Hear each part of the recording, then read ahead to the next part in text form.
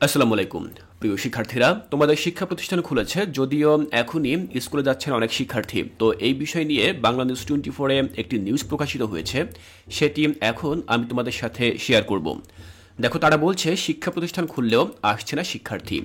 তো বিস্তারিত তারা কি বলছে সেটি আমরা দেখে নিচ্ছি। ঢাকা থেকে এই রিপোর্টটি করা হয়েছে। রাজধানী মিরপুর এলাকার শিক্ষা প্রতিষ্ঠান খুললেও এখনও তেমন দেখা মিলছে না শিক্ষার্থীদের। মঙ্গলবার 6 আগস্ট সকাল থেকে রাজধানীর মিরপুর এলাকা ঘুরে প্রায় সব শিক্ষা প্রতিষ্ঠানে একই চিত্র দেখা গেছে। জানা গেছে, পরিবার থেকে সাহস না করার কারণে এখনও শিক্ষা প্রতিষ্ঠানে যেতে পারছে না শিক্ষার্থীরা। গতকাল সোমবার 5 আগস্ট সরকার পতনের পর থেকে দেশের বিভিন্ন স্থানে ভাঙচুর সৃষ্টি হয়। অভিভাবকরা আতঙ্কিত হয়ে ছাত্রছাত্রীদের শিক্ষা প্রতিষ্ঠানে পাঠাচ্ছেন না। শিক্ষার্থীরা এখানেই মূল বিষয়টি লেখা রয়েছে যে কেন শিক্ষার্থীরা স্কুলে যেতে পারছে না। তোমরা জানো যে এই সম্প্রতি বলতে গেলে 3-4 দিন আগে আমাদের সরকার পতন হয়েছে, আর সেই পরিপ্রেক্ষিতে বাংলাদেশের আইন শৃঙ্খলার কিন্তু চরম অবনতি হয়েছে।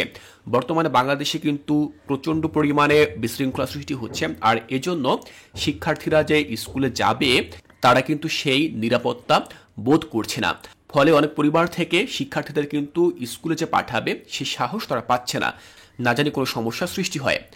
মণিপুর স্কুলের নবম শ্রেণীর শিক্ষার্থী রেহান জানায়, পরিবার থেকে এখনও স্কুলে পাঠানোর সাহস পাচ্ছে না, তাই আমরা এখনও স্কুলে যেতে পারছি না। যতদিন পরিস্থিতি স্বাভাবিক না হবে ততদিন আমরা বাসায় থাকব।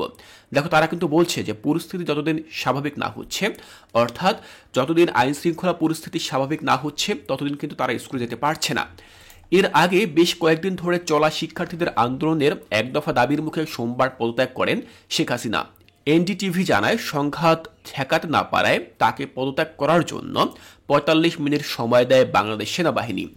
পদত্যাগের পর বেলা 2:30টার দিকে বোন শেখ রেহানাকে নিয়ে দেশ ছাড়েন তিনি। এদিকে সেনাবাহিনীর প্রধান ওয়াকুরুজ্জামান জানিয়েছেন, খুব শীঘ্রই অন্তর্বর্তীকালীন সরকার গঠন করা হবে।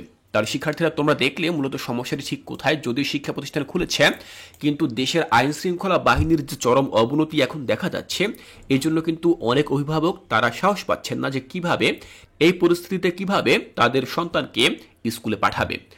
শিক্ষার্থীরা, তোমরা যারা এই ভিডিওটি দেখছো, তোমরা অবশ্যই নিচে কমেন্ট করে জানাবে যে তোমরা স্কুলে যেতে পারছো কিনা, বা স্কুলে গেলেও তোমাদের স্কুলে শিক্ষার্থীদের কি পরিমাণ উপস্থিতি রয়েছে, অর্থাৎ সবাই স্কুলে যেতে পারছে কিনা বা সবাই ক্লাস করতে পারছে কিনা। তোমাদের এলাকায় যদি পরিস্থিতি স্বাভাবিক না হয় তাহলে তোমরাও স্কুলে যাওয়া থেকে আপাতত বিরত থাকো, যতক্ষণ না পর্যন্ত পরিস্থিতি স্বাভাবিক হয়।